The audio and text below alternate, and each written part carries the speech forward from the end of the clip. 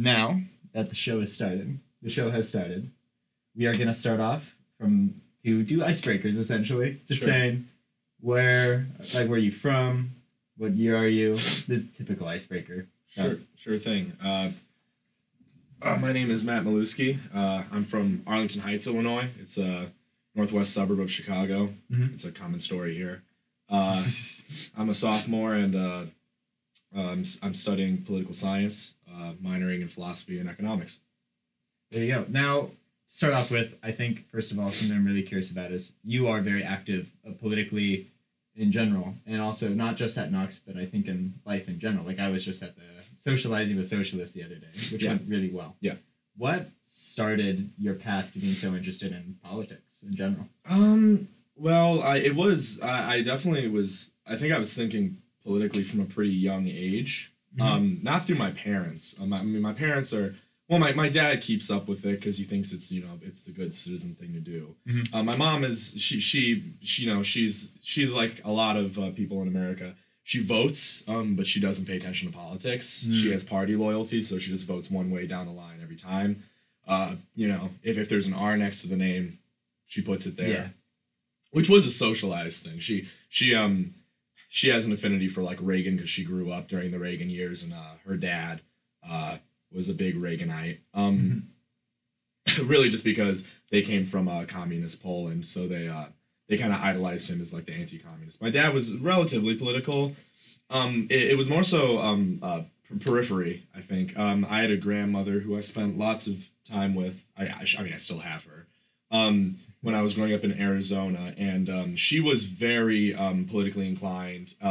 She was a Spanish professor, very left-wing in her views. She used to tell me stories about how like her and her late husband in the 50s and the 60s would vacation in the South, and they would do like they were like sit-ins, but they weren't sit-ins. It was where like white allies who could go and like drink from water fountains. I don't think that they were very organized or very prominent, but she recalls her husband doing that a lot, going to these events and where they would picnic, and then he and some other white allies of the movement would go and voluntarily drink from colored water fountains and labeled colored water fountains and bathrooms, and kind of draw the ire of local spectators and stuff like that. It never got anything crazy. They weren't really like, even though they were coming up and they were in academia and stuff during like the student movements, I don't really think they forayed a lot into that because being immigrants, I think they were mainly just focused on their livelihood was the big thing. That really makes sense. The whole like having white allies drink from colored water fountains, because the other way around, you might end up getting I think it's symbolic. Definitely, it's a symbolic gesture. But yeah, I think it's one of those things that's a way that allies could contribute, because I don't think that they were likely to be subjected to the same kind of scrutiny and or violence. I mean, they were. At least my grandfather was pretty identifiably foreign. My grandmother grew up here from like age 7. But I mean, I think for the most part, they appear to be more middle to upper class Americans, and a lot of people locally would probably just, because of certain favoritisms, would just turn the other way. So I don't really think they subjected themselves in a lot of danger. They did it in a lot of other ways, like escaping the war and stuff, but not, other ways. So you're kind of saying that you just, ever since you were young, you were interested in politics? Yeah, I remember like at an early age, if I had questions about the world, because my grandmother would watch me like after school. So whenever I had questions, it was always Babcha who would answer the questions and stuff like that. And what's weird is actually the first memory I really have of this was actually my first encounter with when you're like I grew up in a pretty traditional house, which means that I had the experience of, it's kind of a funny experience of learning that that queerness exists. As a queer person now, it's kind of funny to look back on. But yeah, no, I mean that's it's not the same in most households, I would assume, but in a traditional European American household, that's kind of a conversation that you have, because we actually, as a family, we watched The Producers, and my mom felt that she had to explain to us what they meant by gay, as if we couldn't figure it out on our own. That these were just, there's two people clearly having an affinity for each other like any other person, like it needed any kind of explanation, I think as a kid, I was actually more puzzled by the fact that she felt the need to explain. She was like, it's real kind of cringy and conservative mom-esque, well, there are some people who like other people, you know what I mean? Like, it's kind of goofy, and cringy to look back on. But I think I was more confused about like why did we need to have the whole conversation? Because it made sense to me like as a kid. As a kid, yeah. Yeah, I mean it made a sense anyway. Other way, I mean you're a child. You don't really even have like sexual inclinations, at least like not outwardly. So it's like it just didn't make any sense to me. I was like, I mean, they're like anybody. They're like you and dad. They're like other people. I mean, they're like kids on the playground. Like kids aren't really born with prejudice in mind. Yeah, and but the segue, I went off on that tangent a little bit. The segue from that very cringy kind of privileged, oh, how am I supposed to explain to my son kind of thing to I think I was pretty puzzled by the fact that it had to be a conversation. So then I somehow brought it up to my grandmother, and she kind of went on this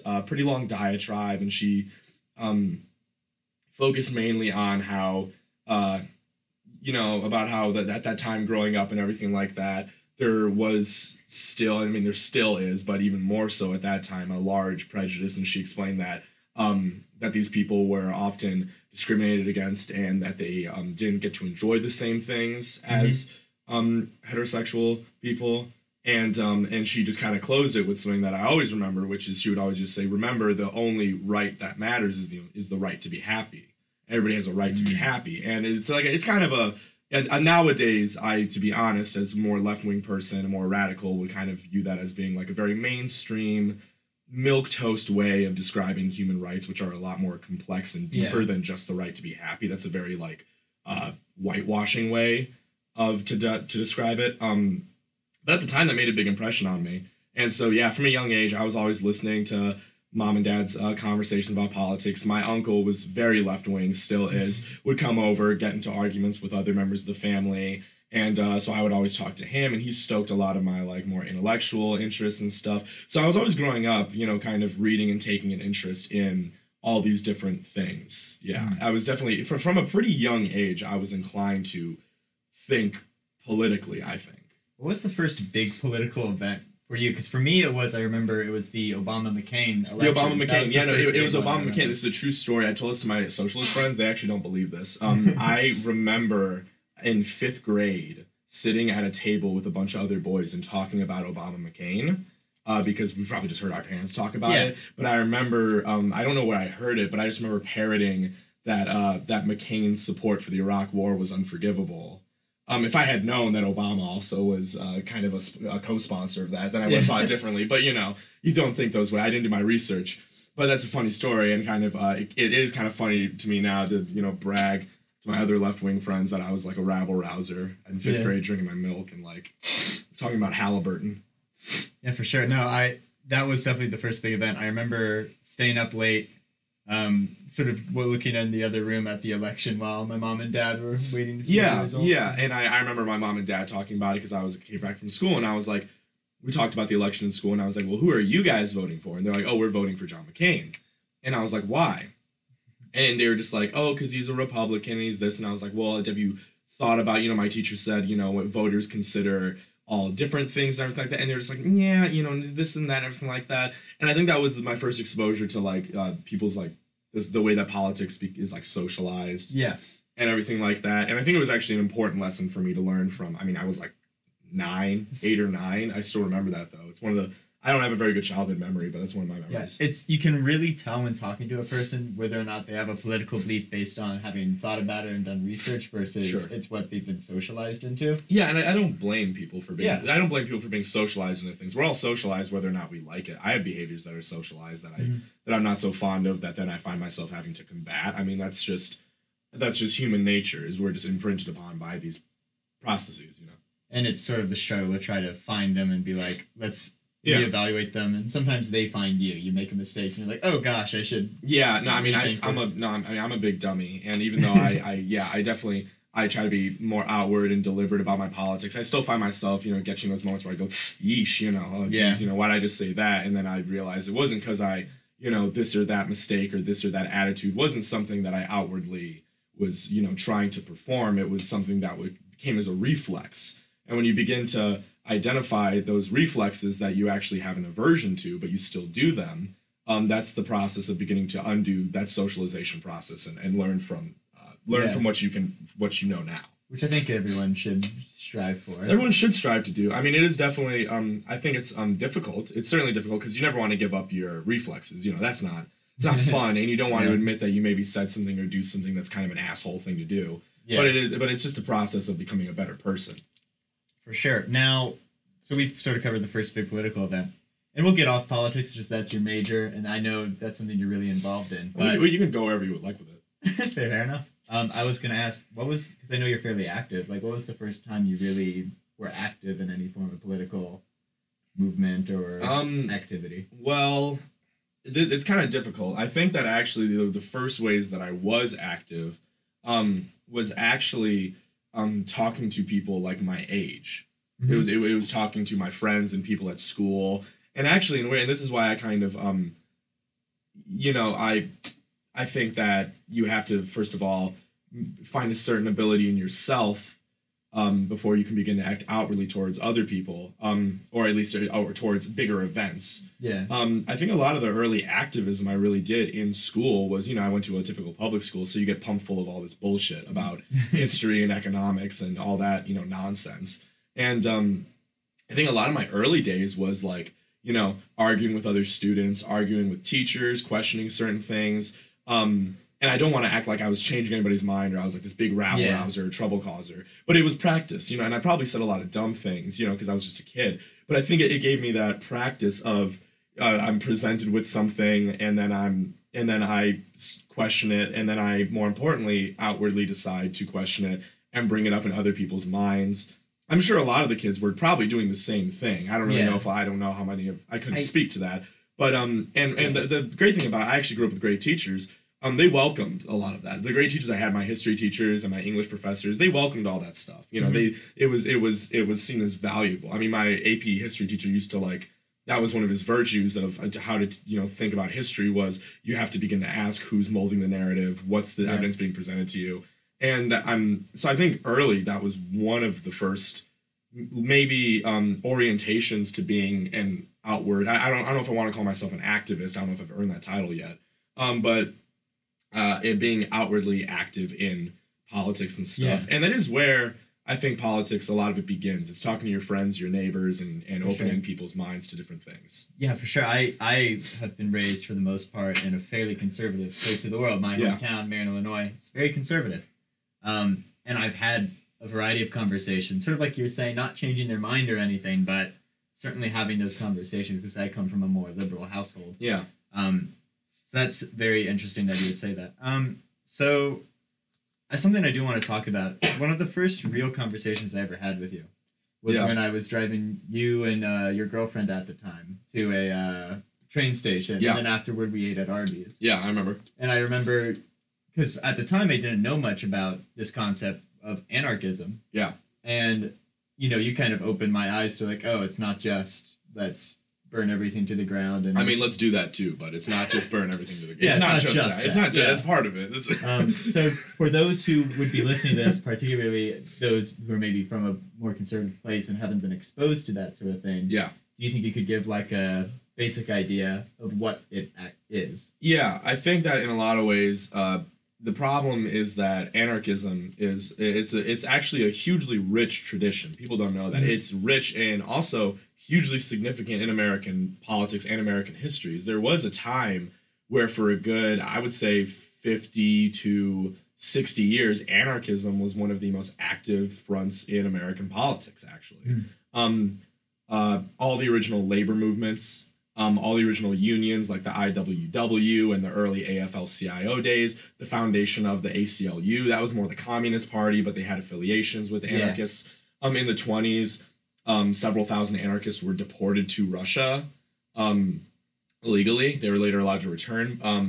It is something that's had a long history, but it's been slandered for a long time. And anarchism goes farther back than that. In Europe, its tradition is practically several hundred years old. And also, it exists throughout history in smaller societies too, especially in indigenous populations and farming populations. But for a more modern understanding of it, it has been slandered as a violent ideology, Yeah. and that's not entirely incorrect, so to say, because in the early days of anarchism, there was the concept of propaganda of the deed, which is the idea that in order to bring about consciousness about social and class conditions, which they viewed as active warfare, which at the time, actually, the tactics would have taken on that of active warfare. You're talking about corrupt police forces, lynchings, military occupations to take down strikes, labor unions.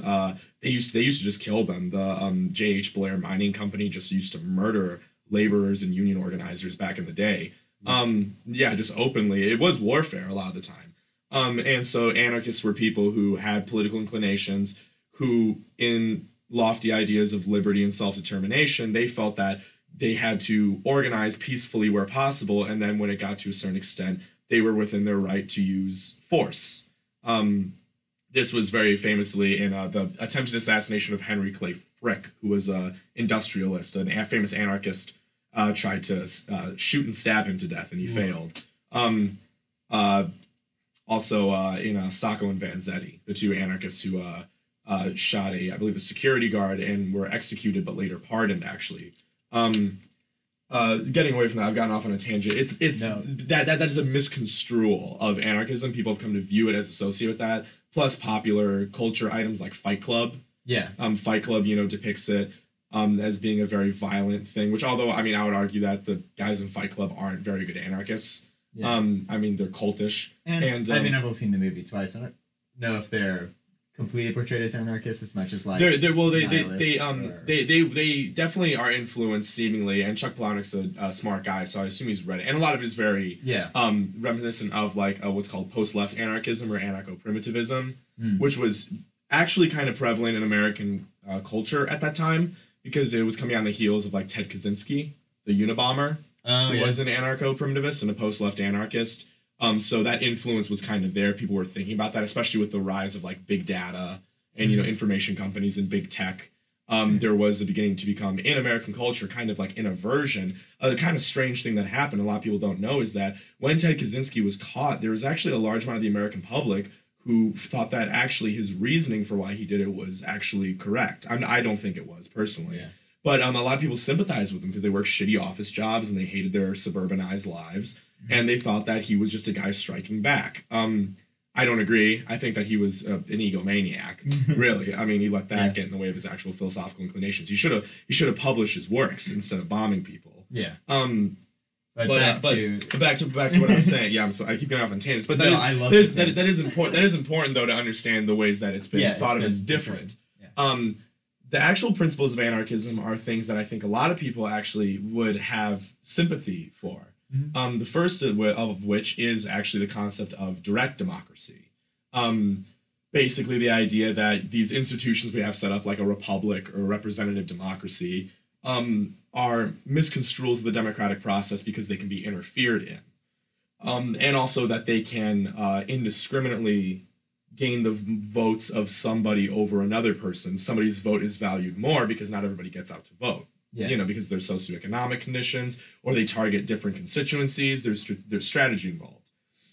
In direct democracy is the idea that it should be more direct. It should be, one person, one vote, equally weighed, going directly to a decision. It's a collective system. Yeah. The second of which a lot of people are also not familiar with, I'd say pretty much every anarchist I know identifies with it, but definitely the strain of anarchism that I apply to views it as more important, is the abolition of wage slavery, as they would call it, which is the idea. I won't get too much into it because somebody's written it better than I can explain it. Yeah. It's the idea that the wage system and the way that you enter into a voluntary contract where you receive a wage for your work, but then your autonomy kind of gives up at that point. Anarchists typically think that that's wrong, and that rather than a wage system where you give up your autonomy as a worker, you and other workers can collectively, through coordination, decide what the value, the surplus profit of your labor can be directed towards. How much of it is spent on expanding, how much of it goes towards your benefits and your payment, how much of it should be saved up. A lot of people have skepticism about this, and although they didn't abolish the wage, they should look at Victorinox, the Swiss Army knife company. Yeah. Hasn't had to lay off a worker in, I think, more than 35 years. Wow. Because they have a system where their workers, although they do make a wage, they get to collectively vote on the on where the money they make goes. And so they've been able to set up funds where they get benefits and they don't have to lay off people and they get retirement plans. That's probably a more modern, not so radical example of it. And the one that, though, is probably most important to me, and the one that it's more of a philosophy, it's a philosophical approach, and that's anarchists have an aversion to power hierarchy. Yeah. Or at least what they would call a natural power hierarchy. Some anarchists think there's natural hierarchies, like some anarchists would say the family is a natural hierarchy. Some anarchists, especially some anarchists, I want to say in more the field of queer anarchy, would take exception because they think that the family, as we traditionally understand it, socializes things like patriarchy and submission and tradition, which can be harmful. I can understand that argument. I'm not certain how I feel on the matter. Or like I would say, like if I was talking to a green anarchist, they would disagree with me if I said that I think that the life of a human might be worth more than like a barnyard animal. Yeah, they would. A green anarchist would disagree with me and say, you can't quantify things like that. You have to think about it in a larger sense, which I even sympathize with. I'm not one way or the other, like I said. Yeah.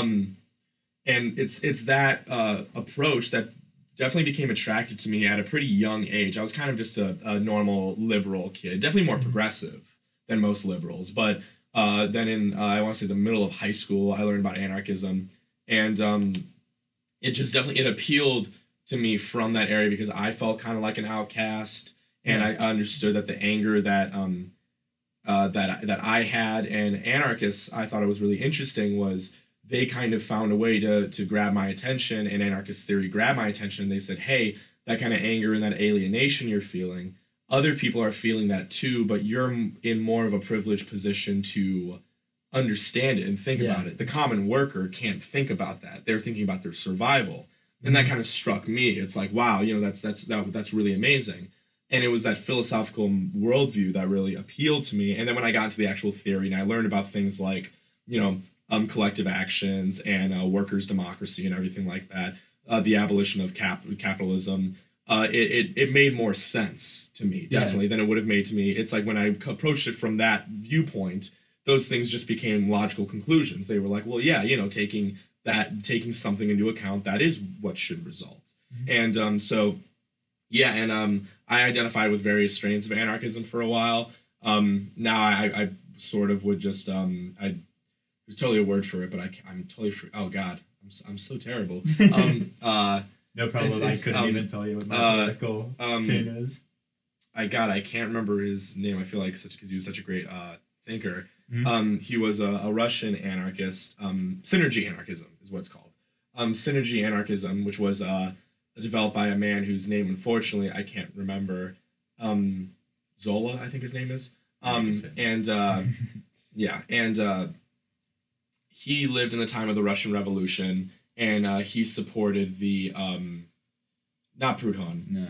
We have Google up right now. It's not so important. It's not.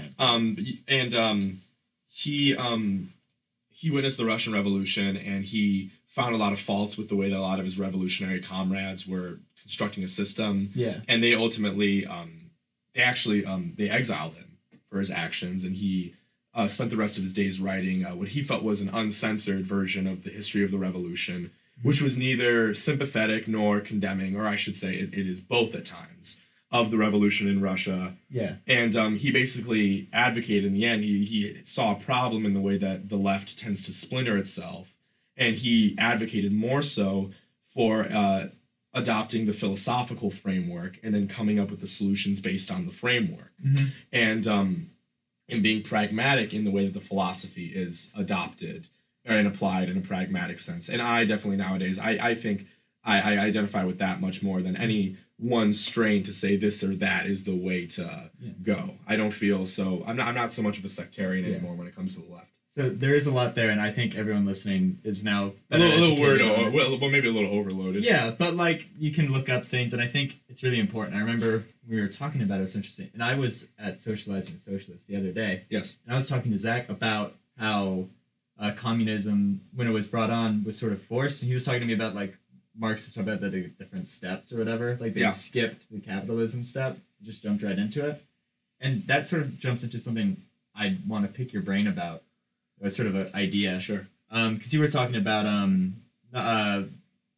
really radical ideas, or like you were talking about the idea of radicalness earlier. Yeah. Or like, and my thought was like, would you say the place for radical ideas is less for those ideas to be realized immediately and more to help push in that direction? You can't, revolutions don't happen in a day. Yeah. The leftists that I do tend to disagree with in certain strains, especially more of the traditional hard left of the days of sympathizing with like Trotsky and Lenin and stuff, which actually a lot of them have very interesting things to say. You shouldn't discount them because of those labels. A lot of them want to take very, very large strides at a time, which is admirable. And there are large strides that can be taken. Believe it or not, like forming a union is a large stride. Yeah. It's a very large stride. Striking is a large stride. Tenants associations. Working for abolishing certain penal institutions. That's a long stride. Those can be realized in our time, incrementally. I'm not a total incrementalist in that I think we should go step by step by step by step by step. You can skip a lot of those steps or get them all in one go. But definitely I think that if we want to realize some of the more radical principles and ideas, or at least radical visions, the radical principles can guide us for what is good now and then what we need to prepare for. I mean, I'm an anarchist. I don't believe in a state socialism of any kind. But that being said, right now I do advocate when I can, through groups and stuff, and I do vocally support a government-backed, universal, single-payer, free healthcare system. Yeah. I do advocate for the expansion of Social Security and Medicaid and stuff like that. And I don't think that's contradictory because I think that that's what's necessary right now to give to people in this country and working people the proper conditions to survive and live good lives so they don't have to suffer and dwindle. And then we can then start moving in the right direction. Yeah, it's not the ideal situation, but you need to. Yeah, I'll give you the best example. I don't, I'm not a Democrat, and I don't like the Democratic Party for the most part. I'm farther to the left than them. I think they're often counter-revolutionary and reactionary. Yeah. But I do have absolute support for people like Bernie Sanders and Alexandria Ocasio-Cortez, just because they're pulling it. And the founder of the Democratic Socialists of America, of which I'm a member, and Michael Harrington, he said that is how revolutionary movements are going to begin again after being sabotaged by deliberate government action back when they could kind of still accomplish that outwardly and not get condemned for it.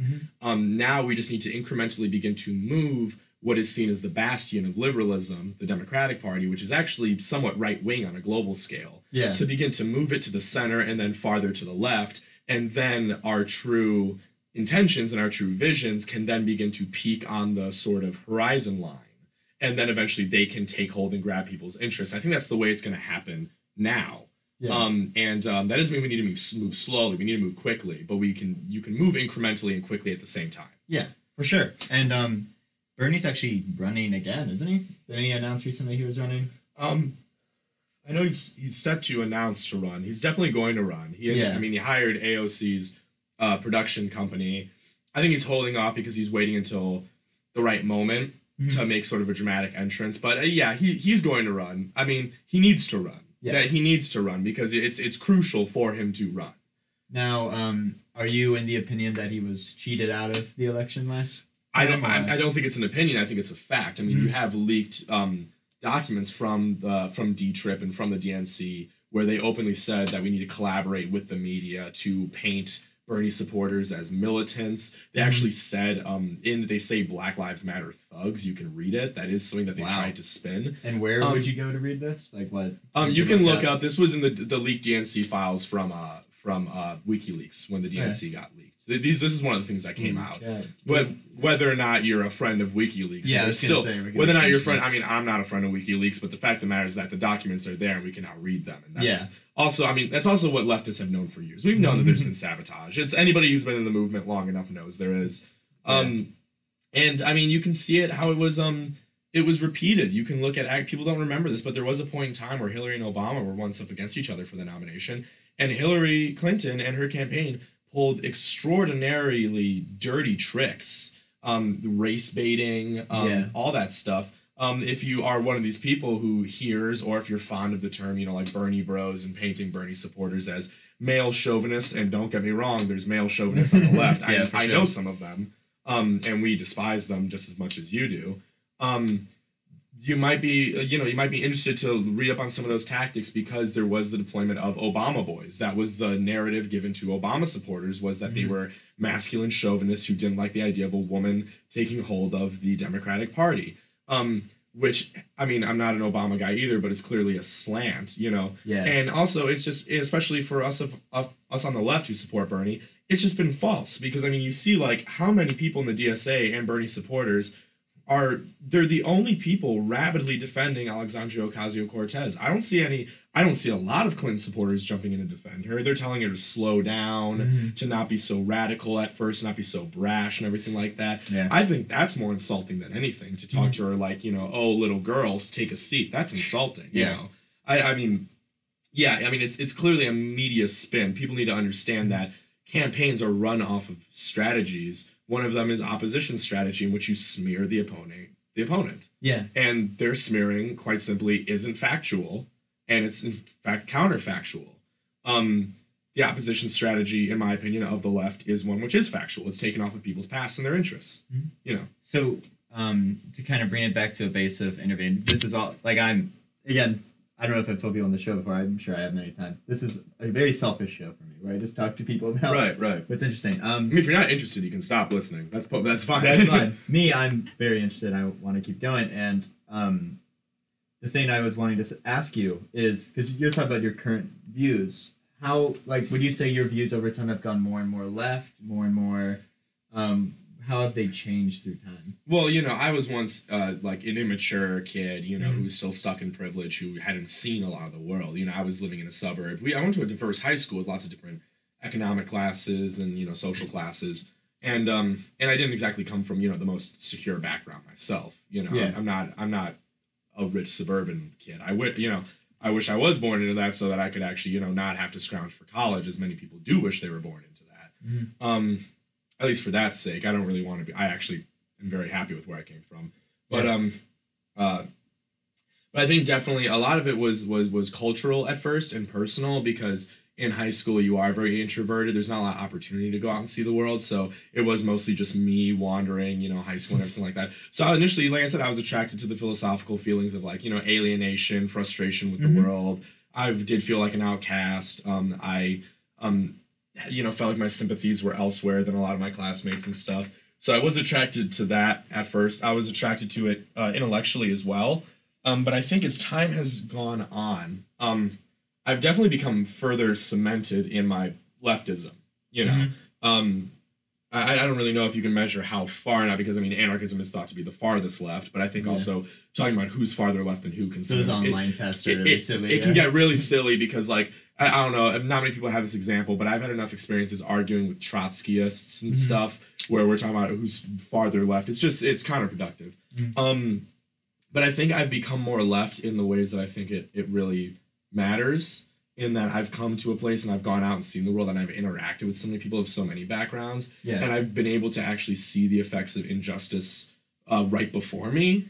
I mean, I've felt some of the harsh qualities of the economic system and the social system, and the fact that I am a queer guy who's not from the most economically secure family, who wants to go to college and actually try to earn a living. That's not easy if you're not from a very wealthy background. But I haven't felt anything compared to what a large amount of people in this country felt, and being exposed to that, and going out and meeting people like that, and them being so kind enough to open up to me and talk to me about their experiences, and learning from people has just cemented me now in a leftism that is not so much culturally or personally significant, but for me is actually it's socially important. And now I don't so much have an attraction to leftism. I feel like I have a compulsion to it. I can't find myself adopting a reactionary position sometimes because I feel compelled after what I've seen and the experiences I've had. And that's the real kind of mature left-wing viewpoint that, I mean, I'm not totally there yet. I don't want to talk myself up. Yeah. But the people I've always admired and always wondered how do they do it? How do they, devote themselves so much? I think they went down that same path, and that's the path that I've been trying to pursue for a while. And certainly recently in my life, I've had semblances of that, which is, it's difficult. But because if you do get into an area where you feel compelled to act, you do sacrifice, some things in your life. Activists are self-destructive. As I said, I'm not an activist, and I don't want to make myself seem like I'm a martyr or anything. I don't do nearly as much as most of the activists working out there. But when you do feel a compulsion to do so, I think that's what actually needs to be instilled in young people now. To be able to act and go out. To feel a need to act. A lot of people feel the need to act, but they don't know how to do it. I think that the importance now, what's going to decide American politics, is actually getting people out there. For sure. And that's what I've been trying to do. I've been trying to get out there. I felt a compulsion, but a compulsion's nothing if I spend all my time, in my room and stuff. So that might be the answer to this next question, but I'll ask it anyway. And this might be the question to end the political side of things. Funnily enough, the show's typically not political, but I kind of knew having you on, I'm like, I'm going to want to talk about political. But the last question I want to ask before we jump into some simpler things for sure, is what do you think needs to happen in the political and cultural frame, like right now? What's like the biggest thing that needs to change in your mind? That's difficult. I think it's a multi-front battle. I don't want to frame it in such like conflicted terms. For sure, but just in your mind, what's the thing that you feel most passionately about? Like I mean, obviously I have some pretty strong initiatives that I feel very strongly about, like Medicare for All, like a Bernie Sanders presidency, which I'm not super enthusiastic about because he's not my perfect candidate, but I think it's extremely important. Yeah. Or like the reformation of unions and stuff like that. Those are important issues, but I think I'll put it like this. There's a great Ella Baker quote. Ella Baker was a civil rights activist, and she said she has a story about growing up in the streets of Norfolk and a boy calling her a racial slur, so she beats him up. And then she realized that she beat him up, but nothing really changed. And she said she realized that it didn't take one person angry striking back. It takes organization and planning and strategy. And then even before that, she has this line where she says, you need to go back to your neighbors who won't speak to you and your friends who think that they're making it all right. And you need to show them the truth and you need to start talking. And that's what, if I think there's going to be a key to any change, is that if people feel a compulsion or if they feel a disgust at the world around them and our current system, as I think any healthy person would, in my opinion, looking at what the situation is, even if you don't know what to do, you can do a lot just by going to your neighbors, going to your coworkers, going to your friends, and forming bonds, and then using those bonds to get active. There are more ways to be active than you think. Taking your friends to protests and marches is good, but also like taking your friends to assist in community projects and community centers. Talking to your coworkers about how you can improve workplace conditions, unionizing if you need to. Talking to your neighbors about forming a tenants association, getting out there and advocating, voting, showing up, being active. Just start talking to people and start getting out there and find commonalities, learn from each other. And you'll find that it's once you do that, you find way more avenues to put your frustration through. I had lots of frustration, nowhere to put it, until I got out there, joined an organization, started talking to people about how can we make this better, how can we make that better. And now I'm lucky enough that I feel like I have those avenues, even just on a small level of just here or there doing something. So imagine what all of us could do together on a big level. It's not that far off, I would say. Well, I think that's a good place to end that topic. And now I'm going to jump into the thing I ask, like, because this show inherently is a show about If people are still listening or if they hate me. I do have a lot of conservative listeners. This stuck-up anarchist. on the radio shit talking in this country. You know, that's but fine. That's fine. I mean, it's fine. Even if you disagree, I think it's important to hear other views on the world. Sure. And I think it's so important. So I think. I mean, people on this campus know me. If you have a contrary opinion, like you can approach me and talk to me. You know, I mean, I'm not gonna like debate people because I think it's kind of silly to argue about stuff. Debating, I have found myself less and less attracted to debates. It's silly, and the compulsion to debate can be childish. I mean, but if you find yourself a conflicted opinion, approach me and talk to me. Yeah. What I prefer is sort of what I'm doing here and what I did at the Socializing to Socialist, where I just ask questions like, "Hey, what's your thought on this?" And then I can go, "That's interesting." Yeah, I mean that's the best. I think that's the best way a lot of people learn things and stuff like that. It's just what do you think about this? What do you think about that? You know, I think that if I come into a situation with somebody and they're coming in ready to combat me or to come into conflict with me, I lose interest in trying to teach them about the subject or to even learn from them. Yeah. This exchange of learning, which can come about from interacting with each other. If you come to this situation already deciding that I'm, not a nice guy and all that, then it no longer interests me because there's nothing to be gained from the conversation. Yeah, for sure. So, I mean, but if there is anybody on campus who is of a contrary opinion, come talk to me. Oh, I'm excited. Okay. I'm just imagining in the Giz just like a line of people now being like, "Yo." So speaking of the Giz, speaking of Knox, to just jump into a much simpler concept, as went through life, what were sort of the factors that led to you coming to Knox? Why Knox? Well, from a young age, college was, I mean, it was just my family. That's what you're going to do. You got to go to college. My dad didn't go to he didn't graduate. My mom went to college on a scholarship from the Polish American Union. From a young age, it was like, that's what you're going to do. And I was a pretty good student as a kid. Kind of fell off in high school because I was depressed and like lonely and, thought I was too smart. I was one of those kids. I was, I have a good friend back home who was one of those kids. Yeah. I was one of those kids in high school. I thought I was too good and too smart for the classes, so then I didn't try, which is, I mean, it's just a part of growing up, I think. Yeah. But I mean, from a young age, I definitely was interested in being like an academic. Like I have lots of academics in my family, people who went through higher academia and have achieved pretty good things. And I always respected those people and looked up to them, and they always encouraged me to go down that path. As a little kid, my nickname was Professor, because I would run around and I remember my Auntie Barb would just like, because I was just a sponge as a kid. I just like very wide-eyed and naive, and so I found everything so interesting.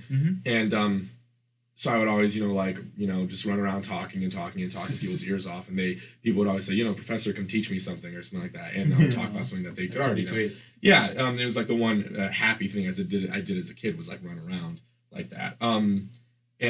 So college was just an option, but I did have an interest in doing it.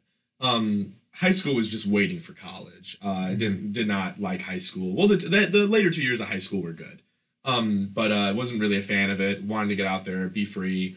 When I thought and how much stuff they did in the world and all the experiences they had, I was like just itching. Like I was growing up, just kind of being like, God, I want to go out there so bad and just like do things and learn things and meet people and do stuff. Like I said, very wide-eyed and naive. Yeah. And so when it came time to apply to college, I was lucky. I did have pretty good grades in high school. I applied unfortunately pretty late to a lot of colleges because I was just kind of freaked out and like had getting cold feet and stuff. And unfortunately, a lot of the colleges that I expressed a lot of interest in, I ended up getting rejected from one reason or another. I don't know if it was the grade component. My grades were they were pretty good. I fell off a little bit in high school, but then I rounded it out pretty well. But I think it was more so I wasn't very active in high school, and I wasn't well rounded. Like colleges, they consider more than just academics. Yeah, they consider you as a more well around, and I just wasn't that kid. I was too busy being in existential crisis and oh, I hate everybody and I'm better than everyone in high school to like get involved in stuff. I was too like nihilistic, and I was one of those like edgy teenagers. Now probably wouldn't come as a surprise to a lot of people. I want you to keep talking about how and the steps that led to you coming to Knox. I just realized my laptop's not plugged into to be charged, so I'm gonna do that. I'll keep talking. You can shout. I'll shout.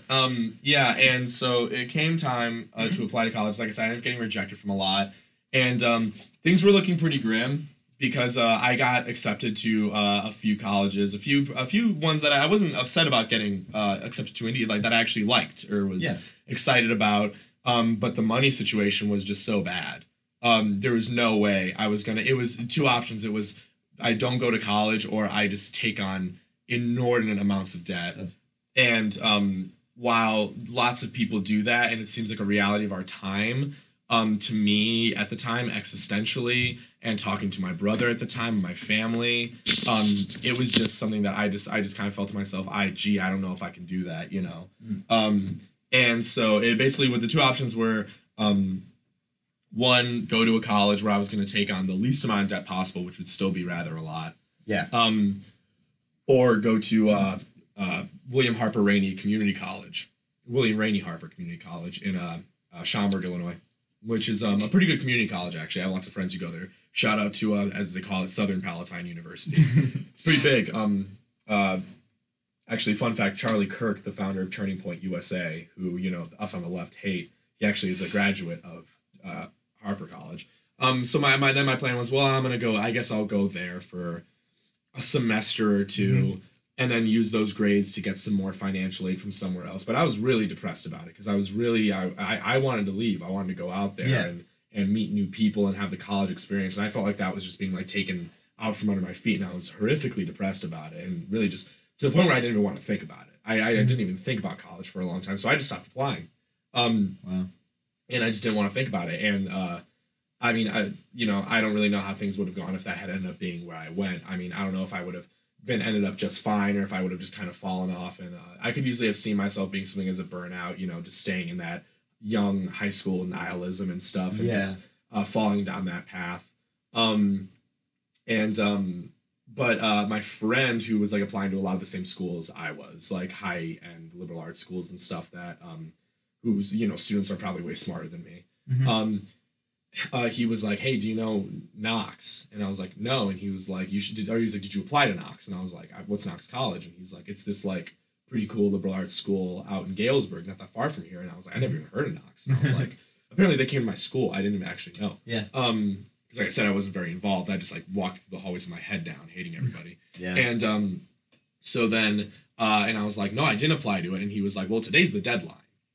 And I was like, okay, I looked at the website and I liked what I saw just briefly, and I didn't even look that deeply into it, but I was like, you know, screw it. It's a Hail Mary pass, you know, like I'll do it. The day of. And I remember I wrote up my essay and everything, and I was like, we need your grade transcripts. And I was like, oh, it's God, I can't, it takes a week to send them. Yeah. So I was like, I can't send them until like, you know, a couple days at school. So then I got really depressed, and I was like, well, then I guess that's not happening. But then I shot off an email to actually shout out Donovan Hilligoss, who works in the admissions office. A really nice guy. Actually comes to my school. He's the one who recruits in that area. I emailed him and explained my situation, and he was totally understanding about it and was like, you take all the time you want. Like, you don't even have to submit your essays and stuff today. Like, take all the time you want. And I was like, that really struck me. And I was like, oh, you know, at first I was like, man, they're either desperate or they're really nice people. Yeah. Which, coming here to Knox, maybe they're both. And a little bit of both. And so then I applied, and I just kind of waited in terror as it was like this pendulum between community college and possible burnout, or just missing out on that college experience. So like all my friends would be going off to school and I wouldn't be, or taking on a large amount of debt to go to a school that it was DePaul University, which is a good college, but I wasn't enthusiastic about it. Just wasn't crazy about it. And and then a couple months later, it came through and I was accepted, and I got a very generous financial aid package from Knox College that allows me to go here and to not worry too much about making payments. And so I got accepted, and my parents were like, well, you know, we should, you know, do you even know if you want to go? We should go visit. And I was like, I mean, I told them, I was like, you know, I can't imagine what I'm going to see there that will stop me from going, because this is my chance. You know, this is, I can go to college, you know. And so we took a visit, and I didn't really know what to expect, and I showed up on campus, and I really, really liked it. It was a rainy day, and it was kind of hot. Yeah. And definitely different from where I grew up, but I liked it, and I really liked what I saw. and I was very enthusiastic about it, and my parents kind of saw how enthusiastic I was about it, and we just kind of like left. We went to the bookstore and like, I bought the hoodie and stuff like that, and just kind of left Galesburg, and they were just like, so what do you think? And I was like, yeah, I'm going here, and and that was it for forever. Nice. I love that story because I feel like it rings true to a lot of people who came here. Because even for me, it was a friend of mine told me about it. I was like, hey, I'm going here. Now, she no longer goes here, but she came here as well. And it was the people who would talk to me, like the admissions office advisors, like how nice they were, and how like involved they were in the process. Well, and the thing was that I actually when I came here, they gave you like the sales pitch and everything. Yeah. A lot of that didn't even really resonate with me. It was more so just like walking around. It was just like, and I actually, when I was here, it was I want to say it was on break, and there was like nobody there. I think it was spring break when it was here. There was nobody on campus. It was just kind of deserted. So we didn't even get to see like the kids who come on tours, and like everybody's like, hey, come to Knox and stuff. That wasn't even happening. But I was just walking around, and just like the way the place looked, how green it was raining, so it was super green, and the wide open skies and the wind and everything like that, and just how small and simple it was, and how slow everything seemed to be. I just like fell in love with it right away. Even with nobody there, I was like, man, I love this place. For sure. And it was kind of like it was kind of like a love at first sight kind of deal. Now you've talked on and off, and if this is a too delicate subject, we can skip. But of you being in sort of a bad place mentally and like a negative place, would you say? Well, first off, was Knox at all? Has that at all contributed to you being better in that regard, or? I've had experiences with both. I've had depression for a long time. Yeah. Since I was very little. And when you have depression, it's just kind of something that comes and goes. Mm-hmm. I think it's about adapting and about cultivating good habits. Coming here has made me very happy, and the happiest things I have in my life are the things that I've made here. Mm-hmm. As well as I should say more importantly, the person I've become here. I'm actually very. I do hate myself sometimes, like every depressed person, but I'm more satisfied with the life I've made here, and it's made it better. There were times when it was really bad. Spring term last year was the worst time of my entire life, where for 10 weeks straight I was just horrifically depressed. Wow. And just in a horrible place with severe alcohol abuse and suicidal tendencies and stuff. Very shut in. And I probably would have left if it wasn't for all the great friends here, as well as my fraternity brothers. Yeah. A shout out to y'all. Really took care of me, and I think it definitely it helped, and I was very quickly cured, and I'm still kind of I at times am rather brash, or can come across as brash, or maybe a little like edgy or something like that. Yeah. I understand the way I'm perceived because people have told me I'm perceived that way, and I'm aware of it sometimes. Yeah. It's something that I'm always working on. But like definitely that naive high school nihilism and stuff like that. It kind of waned when I came here, mm-hmm. and actually like got to know people and met so many different people and learned so much. The person I am now, like knowing so many people of different backgrounds, and all the things I've learned and how I've cultivated new behaviors and attitudes towards life and other people. Definitely good. It turned, I think, what was the frustration behind that edgy high schooler kind of persona into the projects that I take a lot of pride in here, trying to get active or meet people or organize things. That's what drives that now, I think. It served as a conduit, I think. Yeah, for sure. Like for me, I definitely beforehand was sort of in this mind like, oh, I know so much, I'm pretty smart, I'm a pretty wise guy sort of thing. And then most high schoolers. Yeah, and then I come here and I'm like, wow, I am ignorant of like everything. Yeah. Yeah, when I came here, and a lot of people experience like a culture shock when they come to this college. Yeah. I don't know if it was a culture shock to me, because it's not like I wasn't like aware of a lot of like the issues and stuff that get discussed a lot on campus. I just wasn't behaviorally used to like being somebody who it's like I heard about on the internet and stuff like that. I heard about it from the news. And I was always on the side of it that I think is more conducive to Knox now and stuff, because I've always been pretty far left.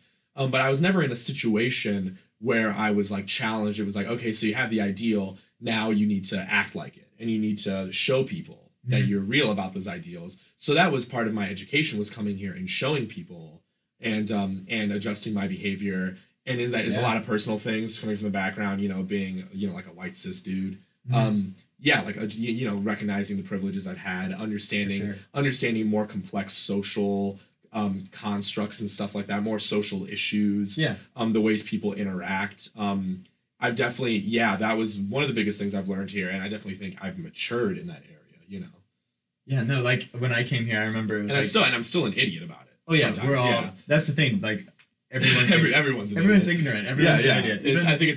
But I think that the one thing the culture does here at Knox, I have to say, I can't really stand it when people I know gripe about like, oh, there's a call out culture on campus or people expect you to. I think it's kind of, it comes across as whinging to me a little bit, because I think that, you know, learning about the world and learning to improve yourself and how you interact with the world makes you just, I think it can make you a more well-rounded person and a more nuanced person. I think that's the importance of it, you know. Yeah, for sure. So you came to Knox. When you came, were you gung-ho on the political science major, right? Yeah, I was pretty from the beginning. I was pretty certain that it was I want to do political science, but I also was considering English or philosophy. Yeah. And you're minoring in philosophy, which is a love we both share. I have not been able to indulge in it as much, though I'm starting to an intro class for it now. What was that like? So you've talked about how you got into politics. What was philosophy in tangent with that? I mean, I think that initially, definitely, actually, I think philosophy was like the first thing that interested me as a young person and coming to college even. I think initially political science was like the career focused one. Yeah. Although it's become more of an actual thing that I enjoy now and have a passion for. For sure. But I think definitely a lot of my interests in, you know, philosophy, whether it's academically or recreationally, have given way to a lot of my political inclinations and my desire to be more political. Mm-hmm. Oof. But my mom just messaged me that classes are canceled Wednesday. Are they really? That's what it looks like. Hallelujah. My mom was just like, just saw the Knox cancel classes. Let me check my email. Are we receiving some beautiful news here live on WVKC? Live on WVKC. Or years in the past if it's Yep, they're canceled. Wow. Awesome. I think that's because I was in class here with John Wagner. He's like a much older dude. He's an ANSO Human Origins guy. Yeah, I know it. And he was saying like, it might be closed for the first time since I've worked here. And I'm like, whoa. So this is history. Yeah, well, let's see if my RA meeting is canceled. Oh, I hope so. I hope so, too. But yeah, Knox is such a great place. And going into philosophy, like, was there anything, what was like I guess just like a question, what's been your favorite philosophy reading you've ever read? Because I have mine. Mine is Marcus Aurelius' Meditations. Meditations is really good. What's your favorite? Oof, that's difficult. Because I like different fields for different reasons. Well, I think that the first one I ever read, which like philosophically blew my mind. It was one of those times that like you read the right thing at the right age. It's very stereotypical, but when I turned like 13, my uncle gave me The Stranger by Albert Camus for my birthday, and he was like, you know, that's like, he's like, you're 13 now, this is like the perfect age to read The Stranger. And it is like the perfect age. Just like how like when you're like 15, 16, like Look Homeward, Angel is like the best book to read at that time. And I read that, and that was like, whoa, you know, kind of blew my mind a little bit. It's not like straightforward philosophy, but it blew my mind. And really got me into like existentialism and Camus. It got me into like the worst parts of it, like the ones that the teenagers like, you know. Yeah. I wasn't quite, you know, the kid from Little Miss Sunshine taking like a vow of silence because Friedrich Nietzsche told me to do it. But like I got into that like, you know, pseudo philosophy kind of thing. But it definitely opened the door for me. When I came to college, the first thing I ever read was Meditations on First Philosophy in Bill Young's class in his intro to philosophy. I never read Meditations on First Philosophy. I had read like some other brief stuff that my uncle, who's philosophically inclined, had kicked towards me and had taken somewhat interest in. It was somewhat, I had an okay knowledge of like the basic like fields, like epistemology and stuff.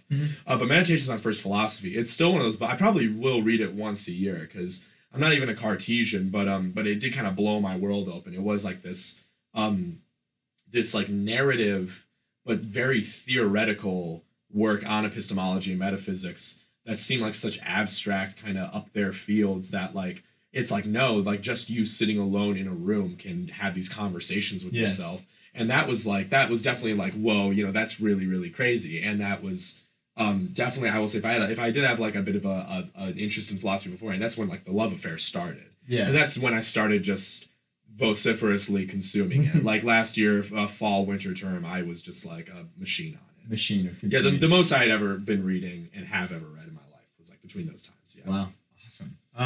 Unfortunately for me, the most I've read consistently was probably my senior year of high school. Yeah, I've dipped down since then, but that's what your time schedule does to you. Yeah, exactly. I wasn't very involved fall or winter term, so I was, Yeah. Speaking of involvement, clubs. What sort of clubs are you into, and how do those sort of tie into the interests you've stated you've had? Some that maybe aren't tied to those, but show other sides. The first thing I ever did on campus was, I was in improv for a while. Yeah. Because I kind of did the acting thing in high school. I still enjoy that sort of thing. Not so. It's kind of hard for me to find the time to do it now and everything, because it is a very it's like a pleasure thing kind of, and it is difficult to find time for that. Also just because I've come to value like a different kind of like comedic, A different style. kind of comedy. Yeah, a different kind of comedy, like bit comedy. I love a lot, and like more stock kind of stuff.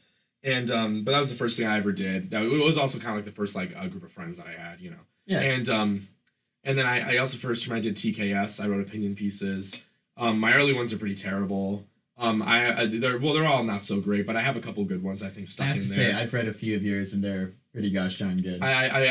Some are better than others. The one you wrote about separating the art from the artist, like that sort of idea, was really good. And I think I want to get back to TKS. The problem was that the form is just very constricting, because the kind of stuff I want to write, for a while I was writing what, by the standards of what a newspaper, what is very standard and what is understandably standard, very sanitized, very factual, arguments placed out, which is nice and I'm okay at it, but the writing when I read it is not so interesting to me anymore. I like more open, free-flowing kind of stuff, and the paper's not always the best place for that. So there's a couple ones stuck in there that I liked, but that was not necessarily as time went on, I kind of felt like, I'm forcing myself into a box kind of, and it wasn't so much for me. And also it does take a lot of time to prepare a piece that people will be reading. I joined a fraternity, Sigma Chi, winter term. That was emotionally a big standpoint for me, because I went from being a very anti-frat person and being against the idea of a frat, to coming and finding a community of good people who supported me and cared about me. I think I remember I dropped you off at Sig Chi after our Arby's conversation. You did. I don't remember if that was... Yeah, no, shouts out to you guys. And now I'm VP, so And wow. And awesome. And so that was for me probably a turning point here. I probably wouldn't be here if I hadn't joined, because just the emotional support has been fantastic, and the community has been fantastic. Not just our brothers, but all our friends and all the other people we consider to be part of our community. Yeah. What exact aspect of the frat really spoke to you on that emotional level? Like what? One was that I wasn't gonna go. I was invited. I was invited by Jacob Elliott, who was my orientation leader. Yeah. And I was kind of freaked out. I was like, whoa, fraternity, that's not my gig. It's gonna be a bunch of guys, just being just being masculine, and for sure not my place.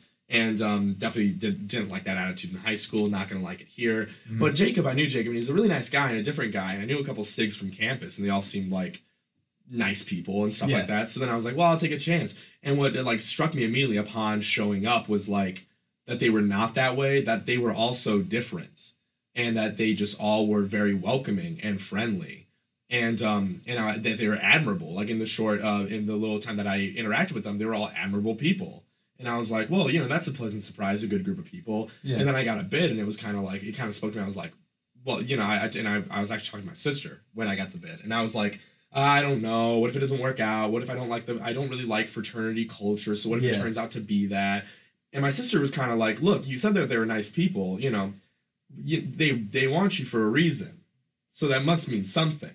Yeah. And I was like, yeah, well, I don't know. And she was like, well, look, dude, why don't you just do it? And if you don't like it, you leave. Like, that's the worst that could happen. And I was kind of like, all right, sure. Yeah. And I did it. And from that time on, through the 5-week period of initiation that I went through, I went from not knowing these people to them being the best friends I had my whole life. In those 5 weeks, I became closer with them than any other people. And that was like just astonishing. And also I learned things about myself. There was like a self-reflection period. Yeah. And I feel like I grew during that time a lot, from the things that they taught me. And I've come to really value that. That's what I value most. It's not a house, it's not letters, it's none of that stuff. It's the actual people and what we can do as a community entity that sticks with me and what's my love for it. So that was definitely pivotal.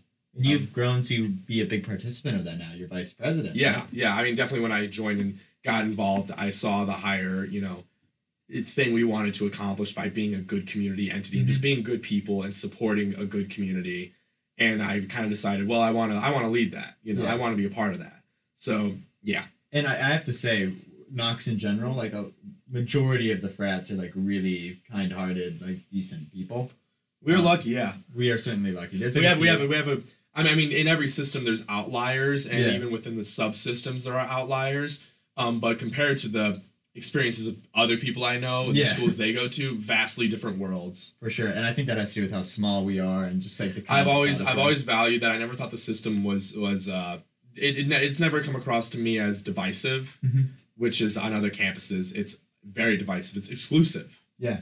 And that's something that I despise. So we, as a policy, I think in this community, try not to promote exclusivity. For sure, like, with all that, like with Knox, something really cool. And I remember during Admitted Student Day when I came here, I was thinking about this, or they mentioned this, is that here at Knox, there's like no anonymity at all.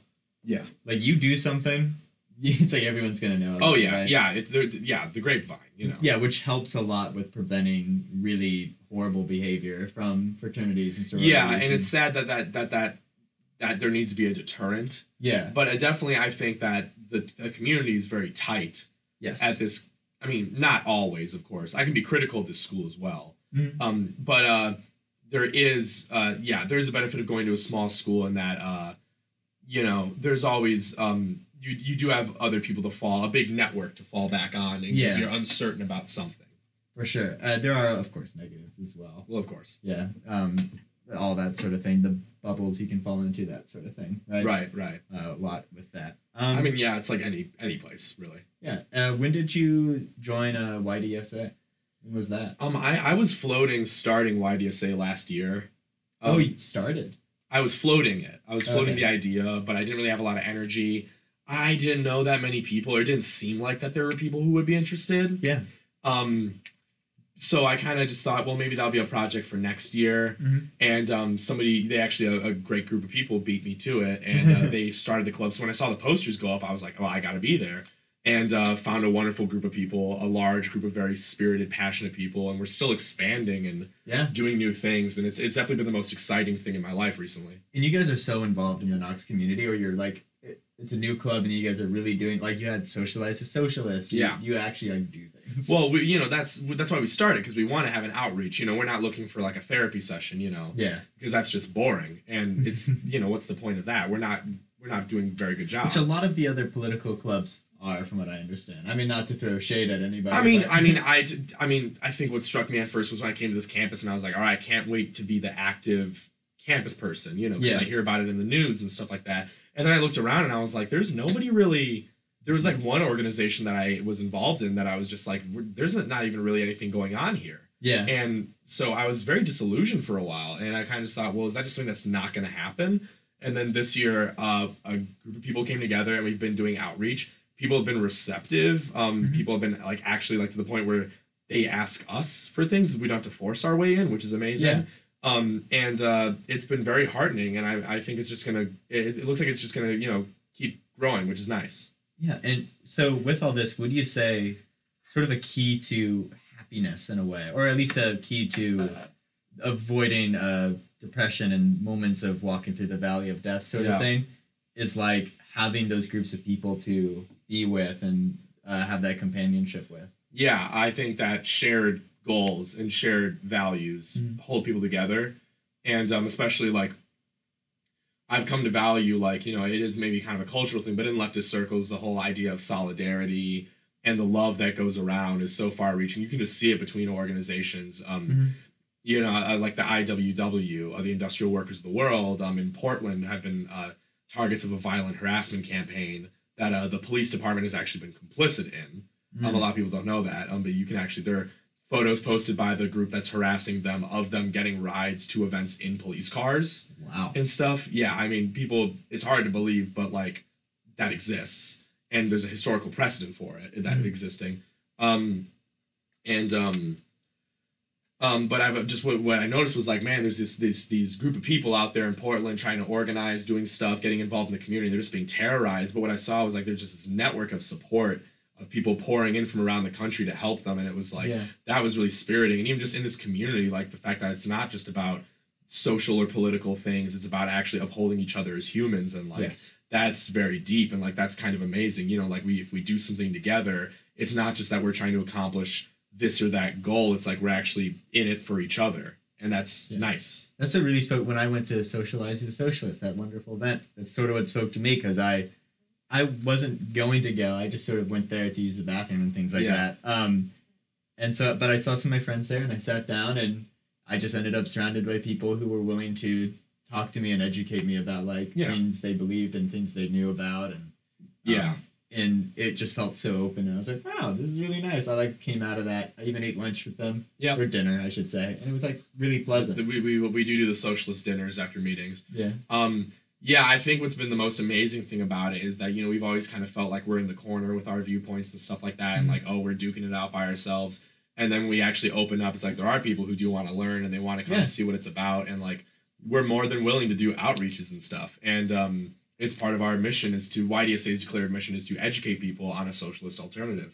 And we've had very good experiences with that. We've been very, very lucky. And I think every vision we had for the community being receptive has been good. We've also, some people in some groups actually have been maybe outwardly not so welcoming to us on campus. There's some stuff that comes through the grapevine about things that are said about us or things that people think about us. But that's Are you expected. able to share any certain things? Sure. I mean, even just from a personal thing, like one member witnessed one person who's affiliated with a group like picking up a poster or a pamphlet that we left somewhere and using the R word, you know, like an ableist slur to describe us. We've like on people's like social media and stuff. Apparently I can't really speak to it, but apparently on like some stories and stuff, there's been like people posting stuff, or our posters getting torn down occasionally happens. I mean, look, I've experienced worse. You know, if you've been to a march or if you've been to an action or a protest, that's the least of your concerns is somebody saying they don't like you. You know, you got everything to worry about, from counter protesters to the cops to all kinds of things. So in that sense, things are going. Yeah, very well. No, I mean, we haven't had what some other groups on campuses have had, which is like, you know, people disrupting events and people being uncivil. We haven't had that, so like that's good, you know. That's really good. Yeah. Gosh. So you've sort of been going through Knox, and you do intend to stay the 4 years. Oh, absolutely. Yeah, no, I'm not leaving here anytime soon. Yeah, no, I'm in it for the full ride. Awesome. And you have been involved with Frat. You've been involved with YDSA. And now with the Frat, you're actually you're a leader, and you're actually helping younger people join. Yeah. Sort of like when you look back, do you kind of see like yourself and some of the people all the time? It's ridiculous. No, it's kind of crazy actually. Yeah. Because we just had our first event yesterday for initiation. You know, like we got our like little brothers. The little brothers choose us. I got a little brother, Caleb. If you're listening, love you. Yeah, Caleb. Great. Yeah, great. I'm over the moon about it. And it's kind of weird because it's like they're going through the same process we went through. There are things that we've changed that we're like, oh, we could do this better, we could do that better. This deserves more attention. This isn't as important. Yeah. But a lot of the same questions are there, and a lot of the same ideas are still there that were so deeply impactful to me. And it's kind of crazy seeing it on another person. We are like, I hate the concept of exclusivity, but we definitely. The way to keep the organization being beneficial not just to members but outwardly to the community and to friends is by keeping it in that proper good principle. We were founded on anti-hazing principles, on principles of going against the grain, about being open and being diverse. Yeah. And we try to carry those with us to this day. We get kickback from nationals about some things, which unfortunately can't be helped, but which really depresses us. But we're trying our best, you know. the thing is that the way we do that is we when we consider people, we think, good people, will they benefit from this? How will this benefit the community as a whole? Yeah. And we've gotten, great group of pledges. All the fraternities actually got a great group of pledges this year. It was a good year for fraternities all around. I see a lot of positive influence and positive people coming into good places, which has been very good to see. It's kind of crazy to observe them, even some of them being my age, coming through this as sort of newbies and seeing them go through the same experiences for the first time. It's like heartwarming and nostalgic. It also pushes me to self-reflect a lot and think a lot, to kind of revisit that initiation period. Yeah. And it's been really wonderful, and I'm really looking forward to all the future stuff. From that initiation period, what was like something? I don't know how much you're allowed to share of initiation. So not many things specific. Okay, then we won't go. But you can make the question more general, and I can tell you whether or not. What was something you got from it that you feel was the most impactful, just from the initiation process? The value of self-reflection, mm-hmm. and the value of figuring out who you are, figuring out who you want to be, leaning on other people to help you realize those things, and finding ways to improve yourself and become the person you want to be. I'm much different than the person I was when I joined. I'm a vociferous, kind of douchey guy now, who won't shut up, and who people probably find annoying or brash. Mm-hmm. And that's, that's true. It's more so out of a lack of self-awareness at times. Yeah. But I definitely didn't have the confidence to be who I am. I think the person I am now is a better expression of who I always have been, mm-hmm. in terms of my viewpoints and my personality, but I was always afraid to be that person. Yeah. But it definitely gave me the courage to be that person and to try to be a better person. It's definitely that I think was the most impactful, and that which I'm now revisiting. I think I joined because I felt kind of lost. I didn't really have a direction or a home, and it gave me a home, and now has given me a way to find a direction, and it's brought me to good things, I think, and to the right people and good people, and I keep opening up new things, and it's definitely been, I always hate to get self-righteous, so to say, about my own organization or anything like that. I can only speak to my personal experience. That's just for me personally. I'm definitely not a fetishist of fraternal organizations and mm-hmm. stuff like they are in some places, until where they're screaming their mottos and all this other crazy stuff, which actually can at times become abusive in an abusive mm-hmm. culture. So I've actually think that it's always been the more subtle, gentle kind of self-reflection that it provided me with, and the support system it gave me to partake in that self-reflection that is the most impactful on me. And I think that speaks so much to things that are just necessary for living, having that home to go to, having that base to go to, and having a goal to strive for. I went through a really hard time when one of my best friends back home died, and it was a really hard time, but those things are big things. Having that community of people who love you and care about you and want to see you grow, and having that place to strive for. There is kind of a new age kind of thing that I think is kind of a little bullshit. Jordan, I can't swear, it's not past 10, but whatever. Jordan Peterson is partly responsible for this. Mm-hmm. And it's the whole, you need to be fixed in and of yourself before you can hope to do purposeful change on the world. Mm-hmm. Or before you can go out there. Now, that's true in that you do have to be composed in order to go out and succeed. If you're not composed and you're having issues with yourself, you shouldn't push yourself. Yeah. You need to sit down and figure that out. But to get to a higher kind of knowledge of yourself, and if you have dreams about how you want to change the world, that often means that you have to put yourself out there first and find the place that can give you the surroundings to do that, whether it's friends, whether it's a job, whether it's I don't even know, you join a band, or you meet a group of artists, or you I don't even know, you have a class that you really like that compels you to do that. You need to find the proper surroundings in order to do that. You have to find those surroundings, or you have to make them for yourself, mm-hmm. which is not easy. And it's also, I know it's not that simple for everyone, and everybody's different, but I think that there is a value in, if you're going to try to engage in that kind of self-reflection and then find what is my higher thing, or I want to engage in these things, you should search for a place to call your home. And it's fine if you can't find that. Many people can't for a long time. but you just have to keep searching. Even just like I joined the DSA, and it was like I didn't know how I could politically affect anything. Then I found the DSA, and it was like, here's a group of people who can teach me that, who I can partake in that, you know. So now I can do those things and think deeper about those things. No, I think that's a truth everyone should pursue. And I think that's something, because there's that act of going out into the unknown, of trying new things, taking that risk to find that place you belong. That I think all of us should take. And I think that's what college calls us to do. It's like it's time in our lives to take those risks and do that. Yeah. You are looking for something. Blow my laptop really quick to check something, but I can keep talking. Oh, no problem. No, I hope this has all been very interesting to all of you. Very interesting. I hope. Yeah. I mean, you were saying that you come off as sort of a douchebag who at times it seems brash. I don't know. I have always found you very interesting. Just because you have so many positions, I think that are just so different from what I'm used to hearing. But you also, I don't think you come from a place. Thank you. Yeah, I'm flattering That's more just self-hatred, really, more than anything. Okay, like, not to get too depressing, but like self-hate is like probably the biggest issues any of us can face. Yeah, I mean, it's crippling because it's like because self-hatred is it's pathological. It doesn't make any sense. Mm-hmm. Even if you do something good that you should be proud of, there's a cause to be angry at yourself.